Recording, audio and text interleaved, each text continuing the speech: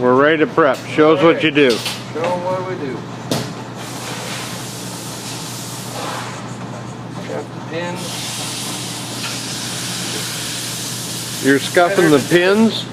Better to do it now than after the fabric's on, so you're not ruffling up your fabric with the Scotch-Brite pad.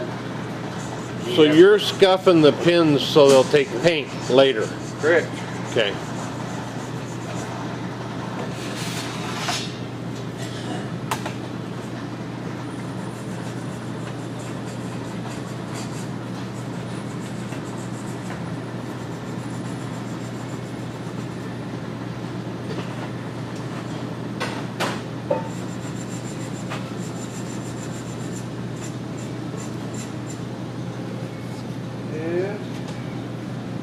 Line the ribs with masking tape so that when you rib stitch later, there's a little padding between the rib stitch and the metal. How important is it to get that, if you overlap the masking tape on the tubes, is it going to show through the fabric? If you're using light fabric, it'll show more than medium fabric, but it's really not that big an issue. Okay.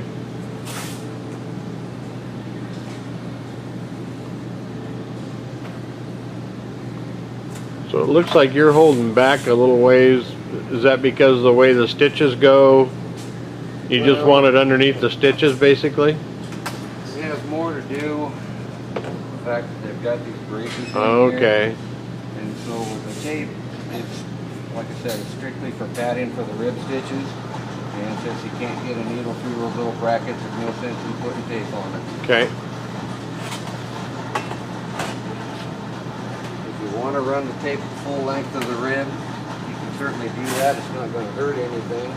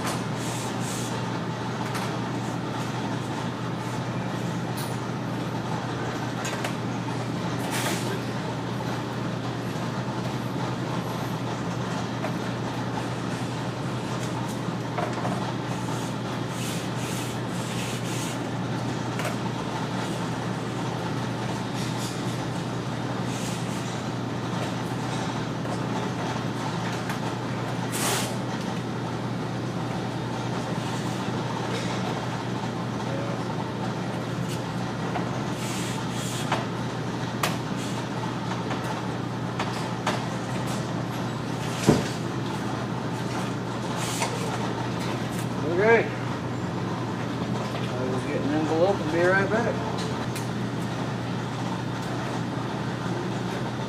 Okay. Envelope. We'll turn it out so it's still folded in half.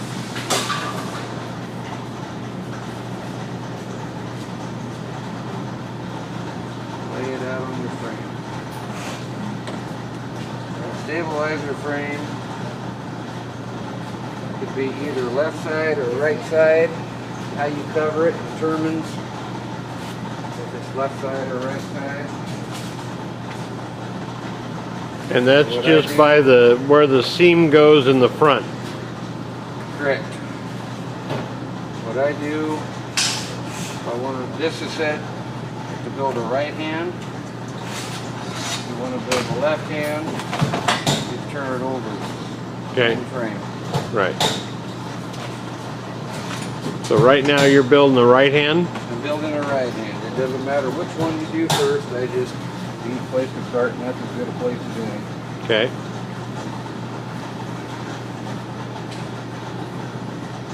So with the fabric folded in half, the open end away from you. Okay.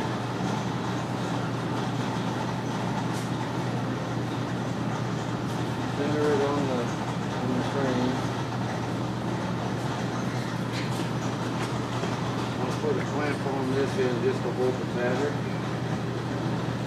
And then I'll mark where the pin locations are.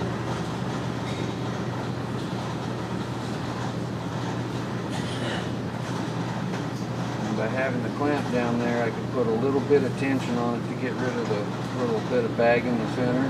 Right. I don't have to worry about the fabric shifting and mismarking the other end.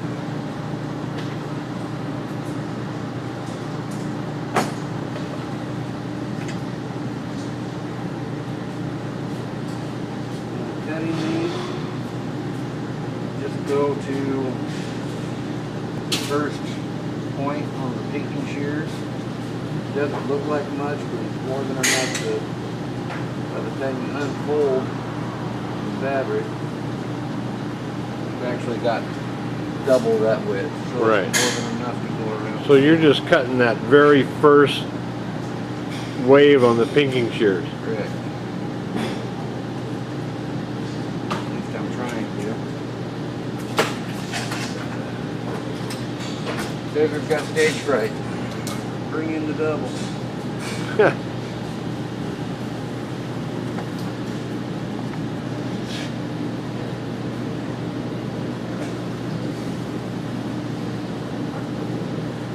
So then you're cutting that center section out of there? Correct.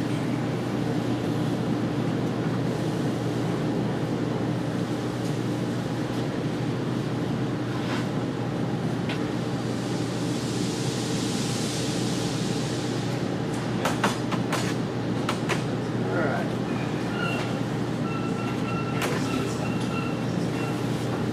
Open it up. Put it on.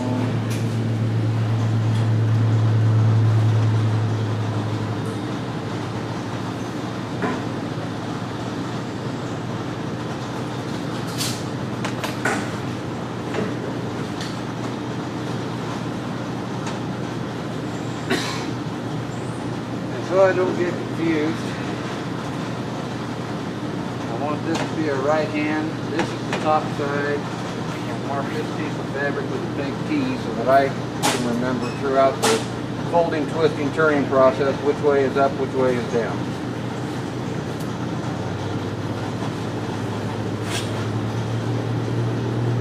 Turn it over.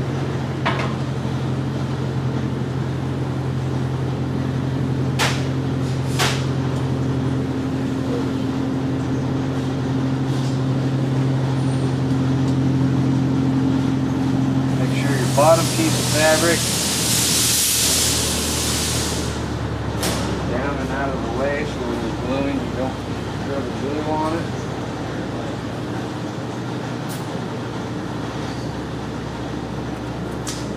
One thing that does help if you don't have an extra set of hands is a little bit of weight on the back side of the frame to keep it from moving, shifting, sliding. That's 10 pounds worth, but 4 or 5 pounds works just fine. Okay.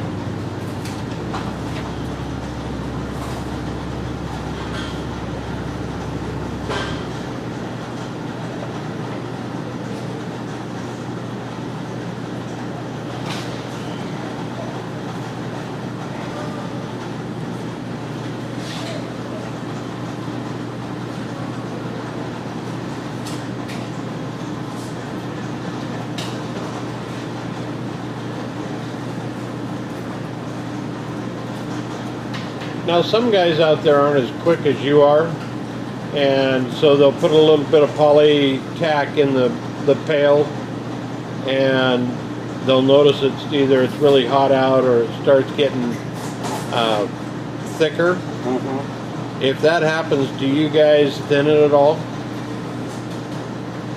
We do, but you got to be careful. We use MEK to thin it. If you put in too much MEK, then it pretty much takes away the adhesive qualities of the polytack, and it gets way too runny and way too sloppy, and you just end up making a bigger mess than you would if you just threw it away and went and got some fresh out of the can. Okay. So can you pour that back into the can, mix it up, and then pour it back into once it's thinned out. Or once it starts getting thick? It's best just to throw it away. Okay. If you're pouring stuff that's been out on the bench for 5-6 hours back into the can, well then it's to a degree thickening up what's in the can, which is just going to make it glob up even faster once you get it into the bucket and you're trying to use it. So how long, and when it was 100 degrees here, how long could you leave it in the pail? About 3 hours.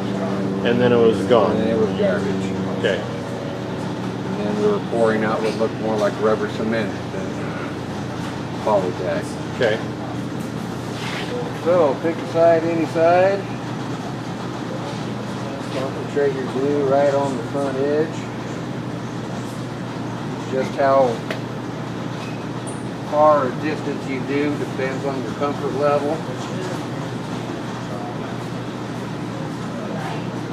Even on the curved surface, you want to pull the fabric straight in relation to the back bar. Use one hand to hold the fabric back here, and one hand to pull the fabric up front. And this is very important.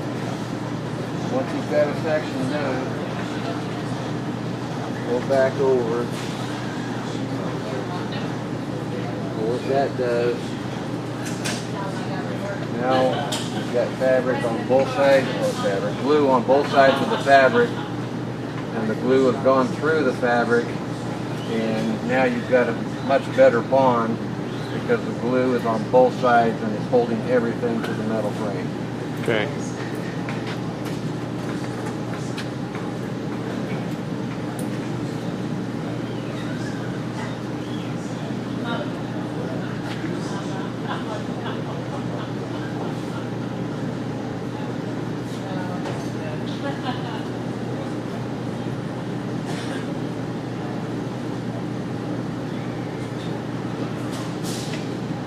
Do you try to put it on really thick when it's on the tube, or a thin coat because you're going to go over? Just a thin layer.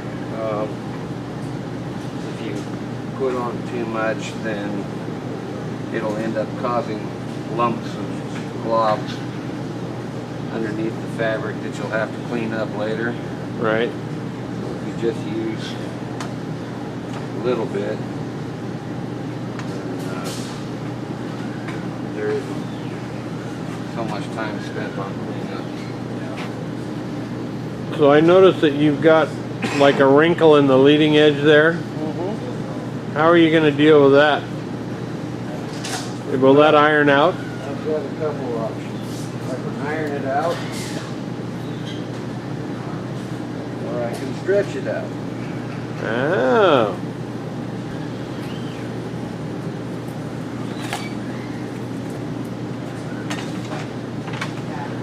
You're going to touch the iron to it now? Sure. If you're ironing just on the bar, the fabric doesn't shrink very much because the bar helps take the heat out of the iron. Right. But if you're worried about that early initial wrinkle, that is another way of making it go away. Okay. Or you can just ignore it until you get to the final ironing process, and that would take it out too. Okay.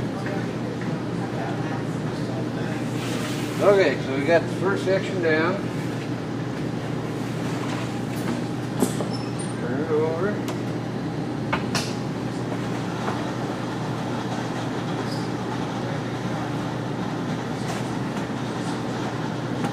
Don't look while I clean my iron. Show me what you're doing there. This is Move over dope this way. residue Okay. from an earlier project. I take a razor blade, Hold it up a little bit. I'll scuff up the bulk of what's on there. So you're just using the flat edge of the razor blade to take off the old glue that was burned onto the iron. Correct. Okay. Once the bulk of it's off, then I'll take a piece of 320 sandpaper, go back over it. How important is this? Very. Why? If you have all that excess glue and dope on your iron and you're trying to shrink a piece of clean fabric like we're about to do, then that whole glue and dope transfers onto the fabric and again makes a big mess.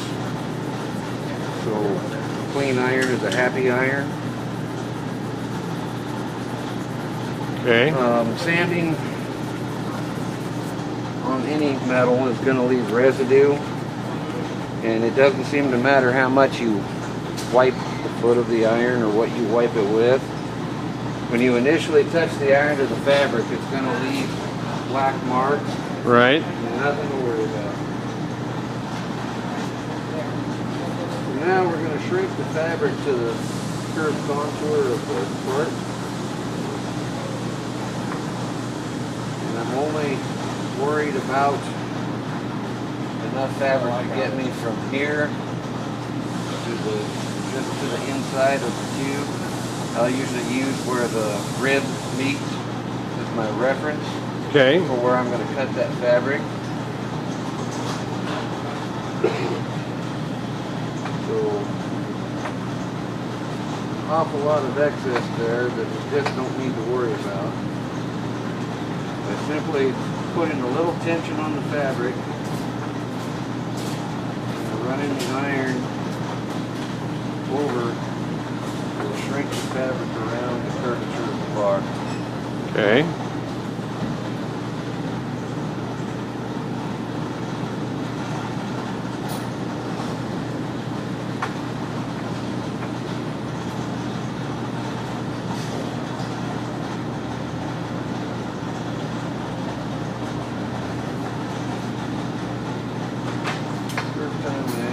This done, my first reaction was, you have got to be kidding me. Why is that? Because when he laid that piece of fabric out, it was all bunched up and wadded up. He was trying to tell me that he could iron that round and smooth. It was like my second day on the job, and so I had no concept of how this stuff works. But it didn't take long to be amazed and amused.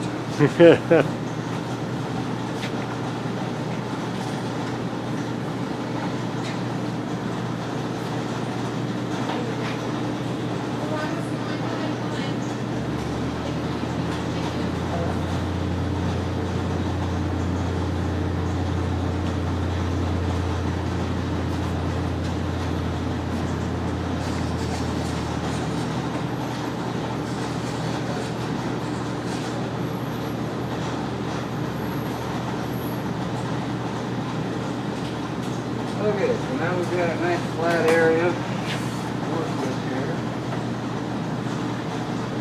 Take a pencil. Draw your cut line. So you're basically putting it right on top of the tube, and then you'll cut off side that a little ways? That's just to the inside. Right. Like I said, I'm using the rib as my reference as to how far down to go. Right. If I go any further down, well then I'm going to have to take time to notch around each rib, which in a production facility, anywhere we can save time is what we do. Okay. And if you go too high back up the bar here, well then that seam, although it will be on the bottom, it's still quite obvious that it's there. Okay. So we find the happy medium between speed and hiding that bottom line. Right.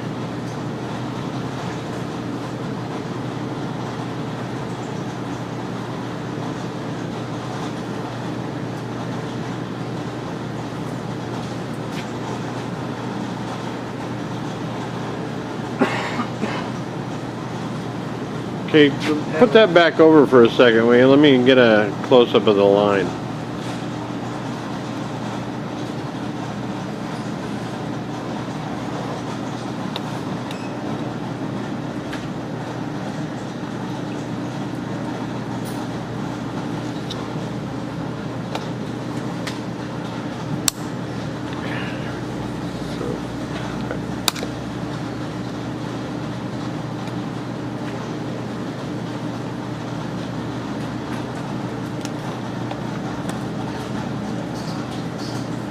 Okay, you can see the line right there where he made the line.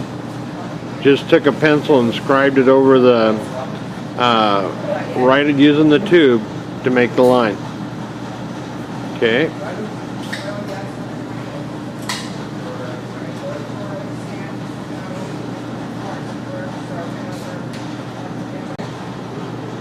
On one end of the stabilizer, the bar widens out as it comes down.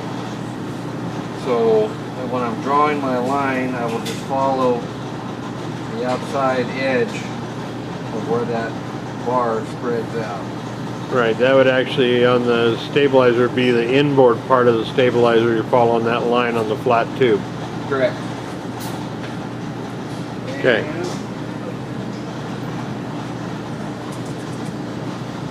Slow and easy, take your time when you're cutting this.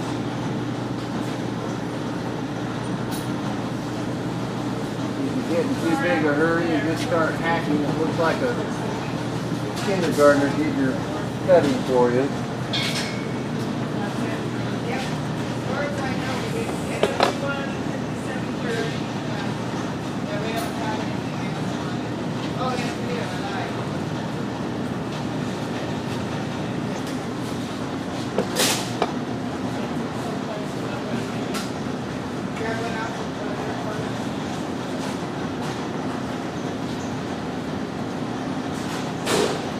Slow and easy is the key. Slow and easy. You've done hundreds of these and I see you're taking your time. Oh yeah.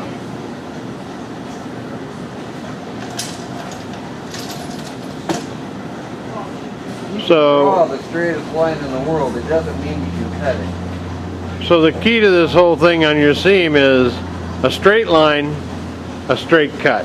Correct. Okay, so once you've got your line cut, Then I'll put the glue to the fabric. That way I know exactly how much I need, where I need, when I need. okay, so no glue on the tube, glue on the fabric only. Correct. And then again, going back over it.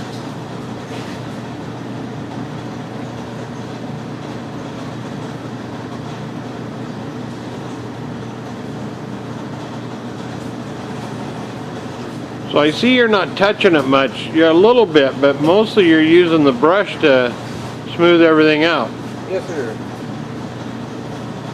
The fabric does a wonderful job of accepting glue. It's very easy to work with. It doesn't take a whole lot of manhandling to get it to do what you want it to do. So it just doesn't take a heavy hand to get the stuff to lay down smoothly.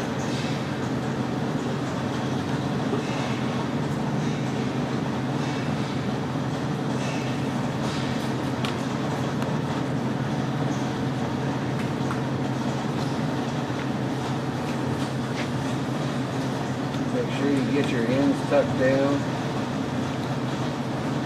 glued down.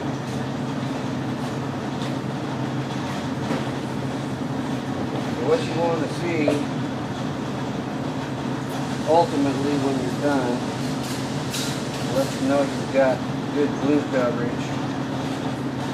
There's nice black color here. Right. The powder coat basically showing through the fabric. Otherwise, if you don't have that, you're going to end up with a not as good a glue seam as you could have. Correct. If you have a light spot, you can try to rub more glue through it. Once this glue has had a chance to set, excuse me, especially on top of the fabric, then it doesn't really like to accept more. Okay. So one little trick that we use, take some MEK, not a whole lot, on a spot, on the white spot, and we'll rub it with MEK, and that'll revive the glue underneath. Oh. Now, that spot is just as strong everything around it. Cool. Again, you want to be careful about how much you use, because there is the potential to just wash all the glue off. Right. So as soon as that spot turns black like everything else around it, Right. stop. Okay.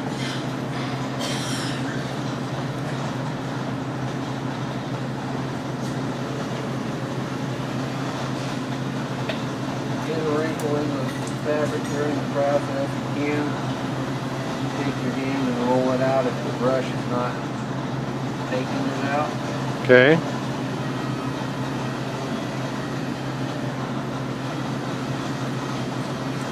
So there. This one's complete. Okay. So what do you do now with that seam? Is it completely done? Oh no, not by a long shot. I turn the stabilizer. You probably want to come over here.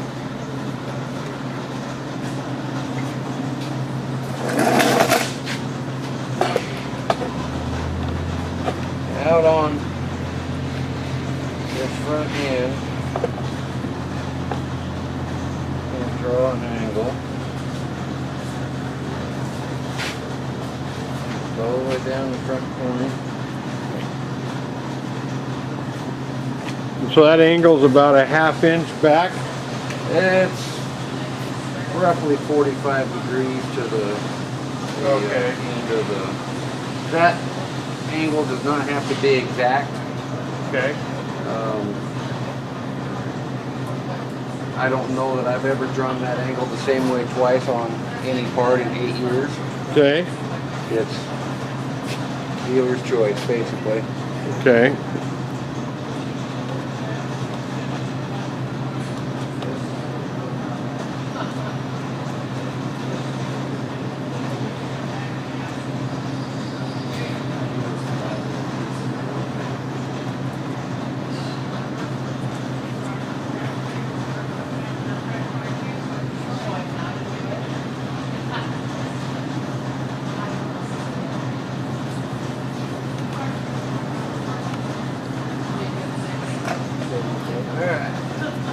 So why did you draw that angle? You need to be able to free up this end of the fabric in order to fold it up and around. Okay. So, speaking of folding up and around, what I'll do, bring the fabric up, referencing the inside of the end rib there. Okay. And start drawing a circle around the end. As I'm coming around this way, I will ultimately want to stop my line right there. Okay. So this top line is tapering as it comes in.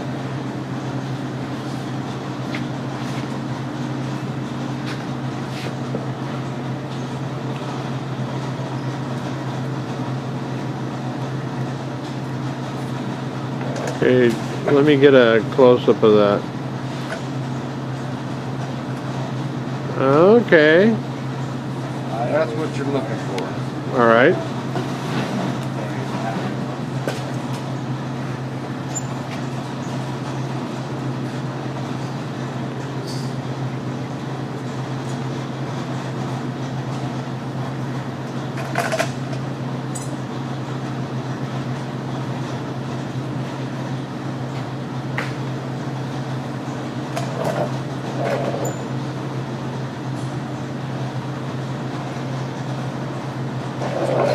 Okay.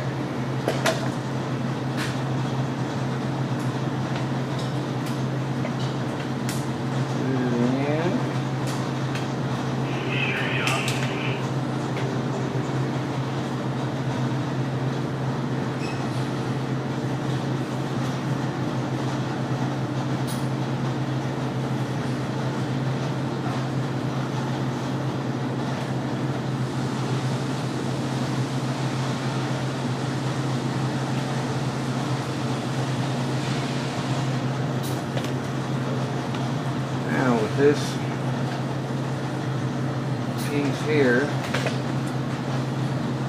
Cut that into tabs.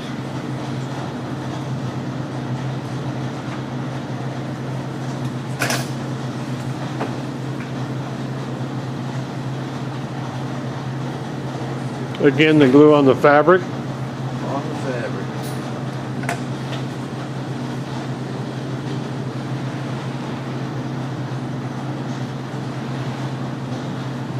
One thing somebody's going to notice for sure, that when I glued this piece, I put it on the bar. Right. And now I'm putting, when it's already glued to the bar, then I'm working mainly on the fabric. The reason for that, by putting it on the bar here, again, I know exactly where the glue needs to go by putting it on the bar, and that's what gets it started. Right.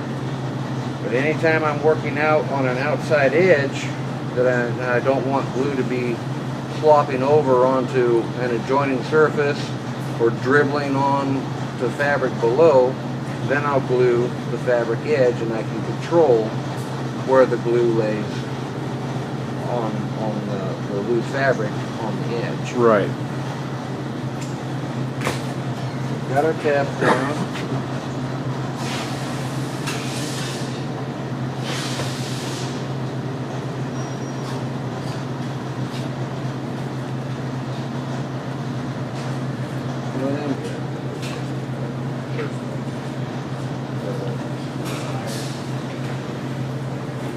Down.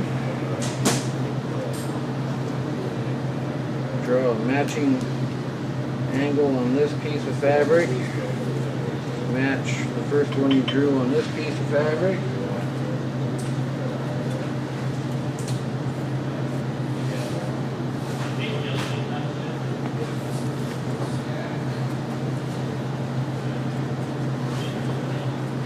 So I understand the lining up that 45 on the piece of fabric. So what do you do about the little fabric that's sticking out the edge there? This here? No, in the front. This piece here. Right. You just kind of push it over and Take an iron and iron it down. Yeah. so you're just taking the iron and smoothing it right out. Yes, sir. Ultimately, you're going to razor blade this piece of fabric off, but it's best if you let it set for a minute or two. If you try to cut it too soon, then all it does is just fray and shred the fabric. Okay. So, we'll wait for that. Turn this thing around.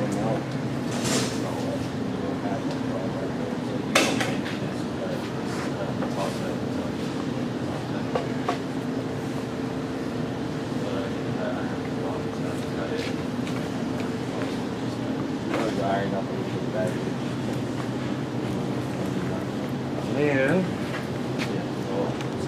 starting on the inside corner of where the outside rib and this tube meet, draw a line straight out. Same thing down on this side.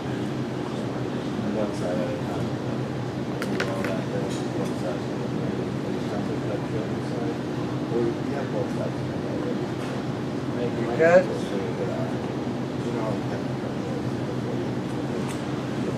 And glue.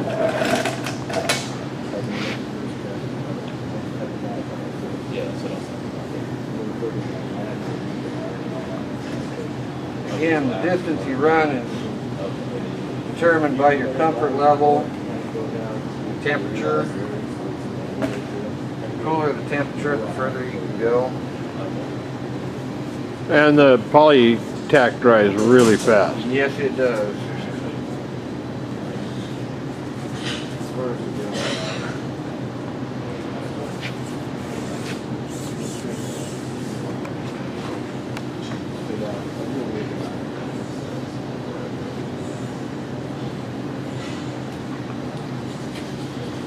Well, you can really see how that black comes through that time when you did that. Right.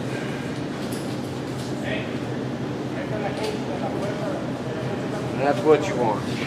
Cool. Now, the thing you can do to help this process along, you see how the fabric has got a bow this way? Right. You can leave it there and glue it and iron later, or before you even glue to this piece, you take the iron again, put in a little pressure here on the outside, just running the iron right on the radius. That iron's a nice little crease into the fabric and makes it lay down a whole lot nicer.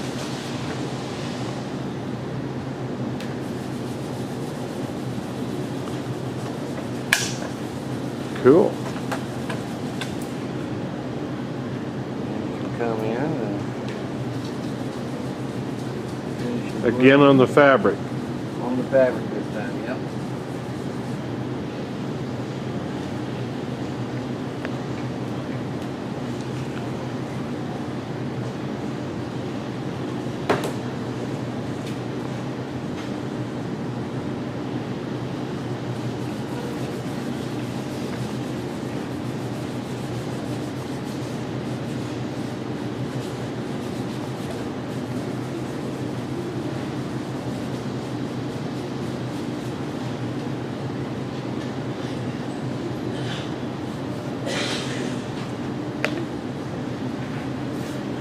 Alright. Time it took us to do that is giving the other side enough time to dry that we can cut that.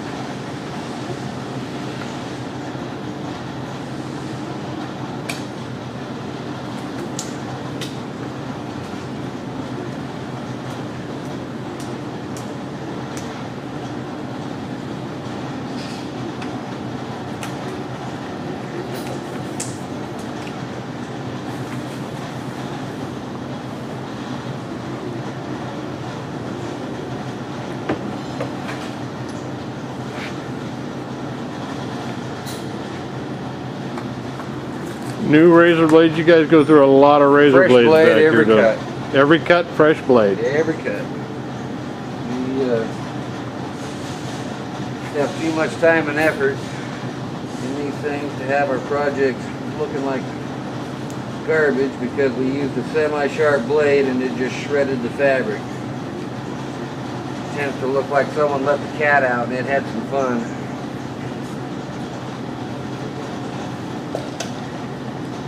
That came out really nice. Not too bad for a German pole, how come?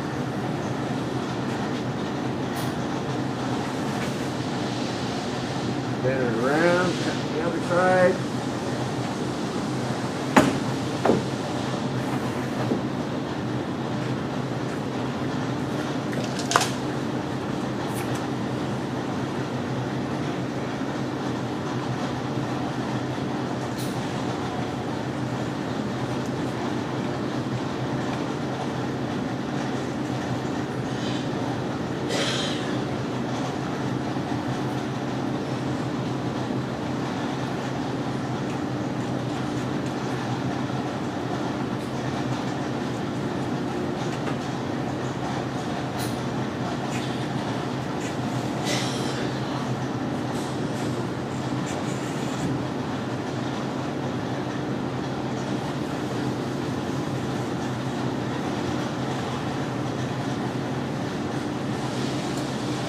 See, even that brand new blade, I didn't even get all the way across. It is done. I don't know what it is about this fabric, but it will dull out razor blades quickly. So basically, when I don't feel like it's cutting, Quit. quit. Get a new one. If you force it, stand a chance of going all the way through and stabbing your fabric on the other side. Yes, this is the voice of experience you're hearing.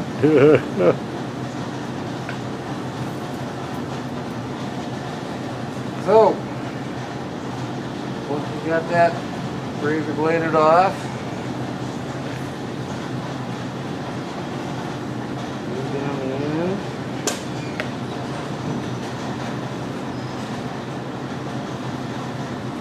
Isn't that pretty gutsy gluing that right now like that? How so? Oh, I was just thinking that you don't know where the fabric's laying, but I guess you do because it's glued on the bottom, right? Well, it's glued on the bottom and it's located on these pins. So it really can't move a whole lot anymore at this stage. So You are where you are at this stage. I are where I are. If I've got a big bag in the fabric, gluing that in isn't going to fix it or make it any worse. Okay. Same thing on this side. Well, I noticed you haven't put any glue on that back tube, except for right there. Is that going to go all the way through the process like that? As far as no glue on the back No tube? glue on the back tube? Correct. Okay. It doesn't need it. There's no seam back there. So there's really no reason to glue it.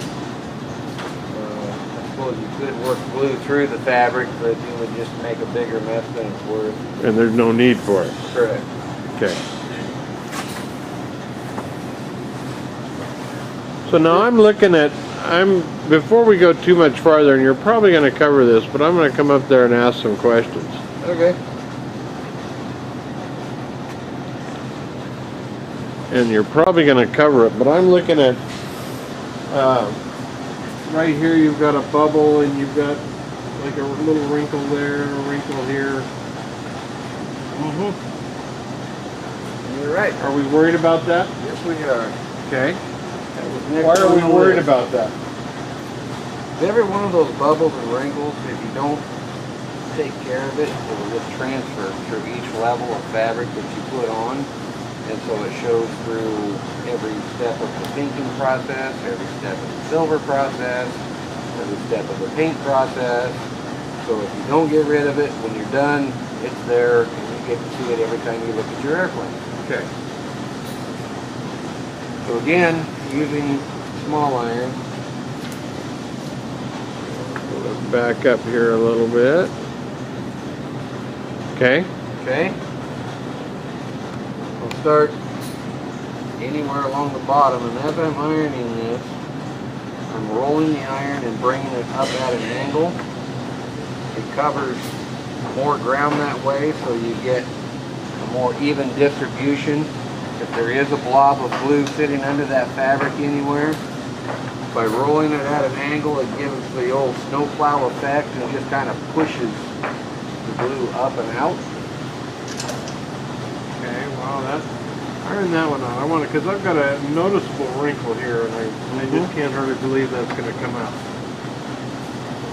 When you hear that glue sizzling, you know it's moving.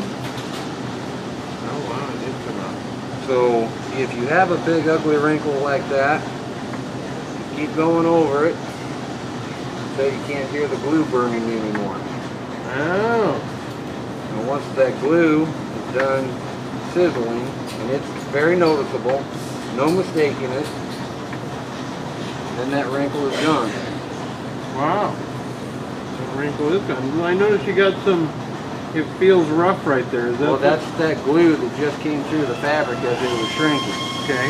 So again, now you can go back lightly, back and forth, and all you're doing is just evening out that glue that was pushed to the surface. So you're actually melting the glue. I'm melting the fabric because the glue is causing a bubble in the fabric, which is excess fabric.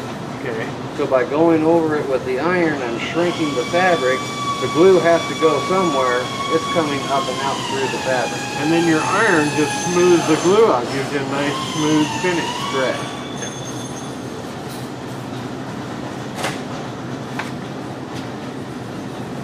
Continue that process all the way across the bar.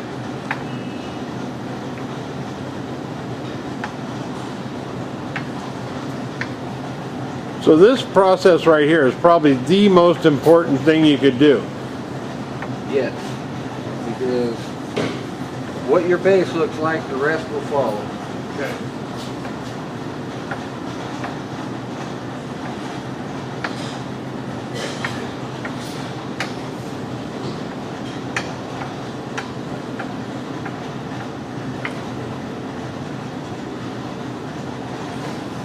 Alright. Just that easy, huh? Just that easy.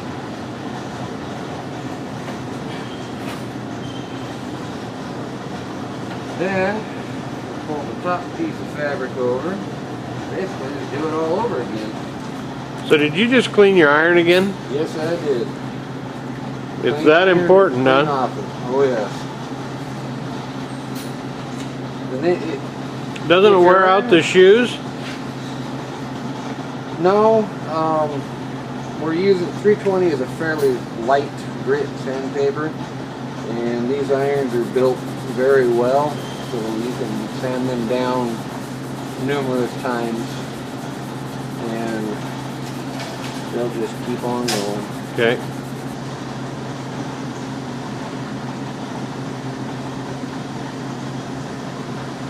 Again, starting in the center. So we're basically doing the same thing we just got done doing. So you start in the center on that one. No, I started on the end and worked out for it. But I mean, you start on the center of the round part of the tube. I did it last time too. Right. Okay. So where do you want your seam to actually end up? The same place on the top that it is on the bottom here? Or wait a minute, you're doing the bottom now. I'm doing the top now. Right, but the seam's going around to the bottom. This piece will fold down and end up on the bottom. Right. And that, again, using where this meets the tube as my reference, I will draw my line and cut accordingly. Oh, okay.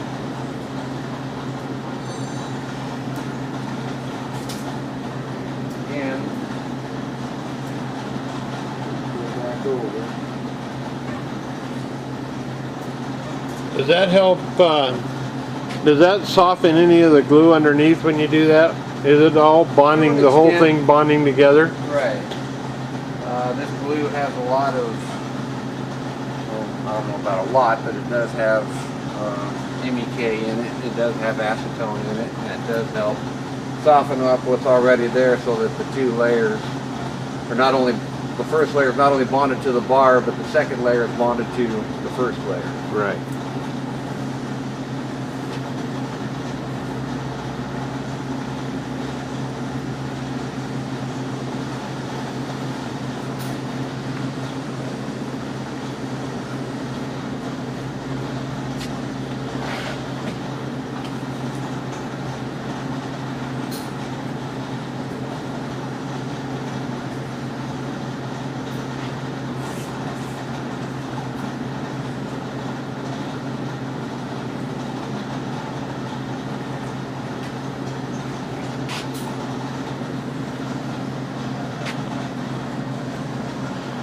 Let me get up close on that, because that looks really nice. I mean, that whole seam is plumb gorgeous.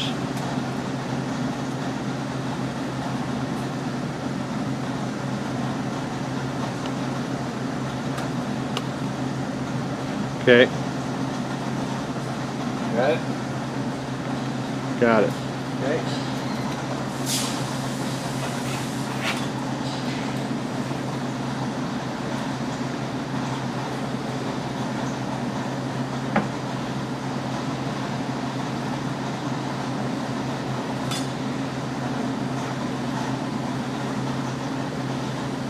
Okay. We're going to be gluing this edge. So, to help ensure that this fabric lays smooth and flat, Right. I'm going to iron just a little stretch Wow. here.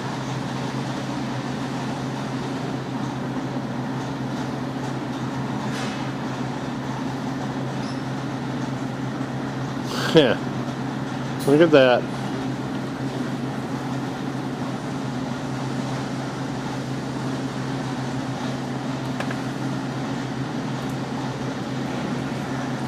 But I missed a spot. You won't tell. Put the glue on it and walk away with it.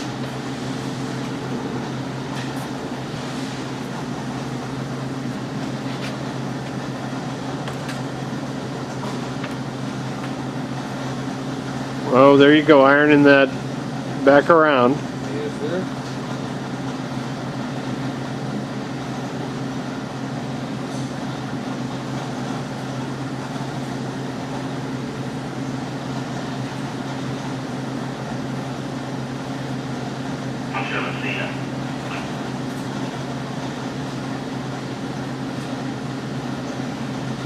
These jumps, you already built the parts. Do you want those jumps back? Or do you already expect to credit those parts?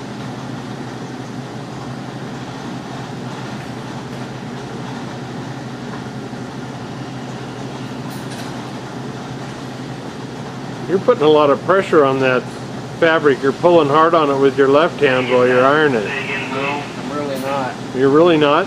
No, I'm just A little pressure? a little bit of pressure. I'm wadding it together to kind of help it work around the curve. Right.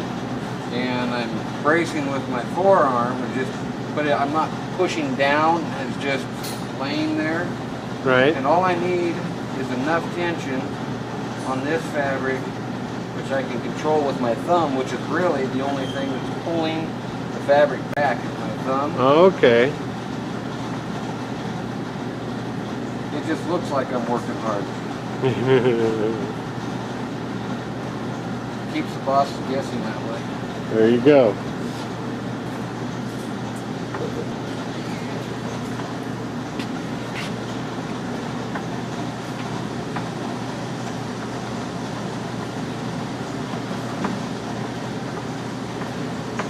Find any wrinkles along the way, just take a moment to go over them 2-3 times and they will disappear.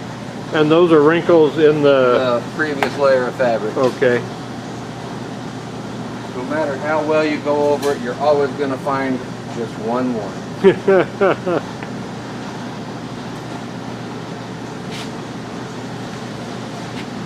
So move your hand and show me how you actually hold that. I'm gonna get a close-up on you holding that pencil like that. So when you're getting ready to make your line. Find where the rib meets the tube. Okay. Put my lead on it. Finger is the one that will be riding on the bar. Right. And that's what's going to give me my line, because that is going to be the reference for every curve in that tube. Okay. So by touching the pencil to the fabric first, like I said, I'm matching. Oh, I see what you're doing. Tube. You're putting the lead right on the seam where Right on the seam, so I've got my distance. and then you brace yourself and you run around the tube. Go for broke. This process does work better without when you're not wearing gloves, but it can be done while you're wearing them. The gloves tend to try to roll up underneath your finger. Right. Throws you off a bit. As you're drawing your line, the pencil lead is obviously going to be getting flat on one side, so the line's going to start getting wider. When that happens, just rotate the pencil a little bit so you're back on a narrower point. Okay. Continue forward.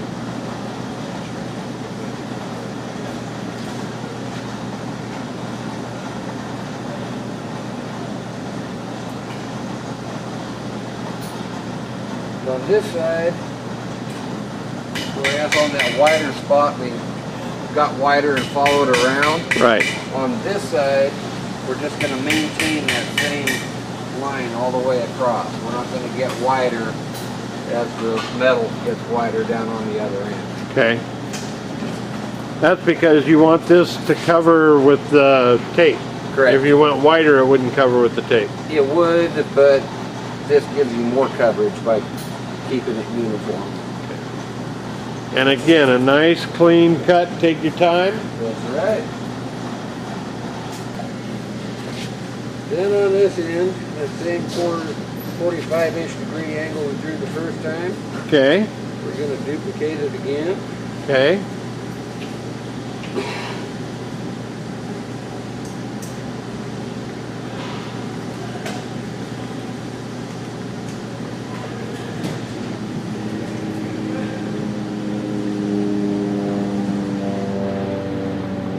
On the fabric again. On the fabric. You guys are all about on the fabric.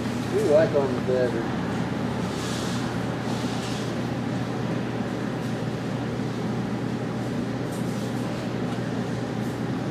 Look at how pretty that is though when it lays down.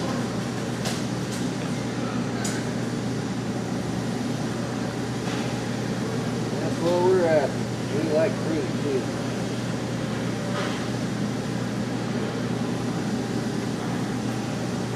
So basically we're gonna cut this a little short. We've kind of seen what you do on this. So basically you're gonna go back through and do this side of the fabric exactly like you did the other side with ironing and the whole thing.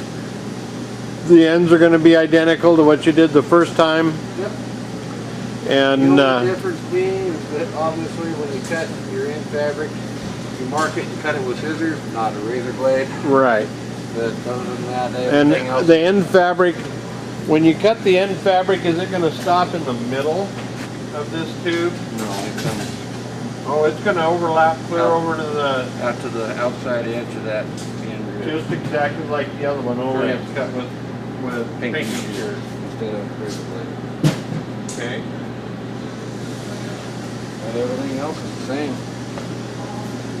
All right, Steve. Well, thank you very much for showing us how to do this, You're very welcome. and we'll be back for the elevator cover. So kind of do the same thing. Thanks, Steve. Bye.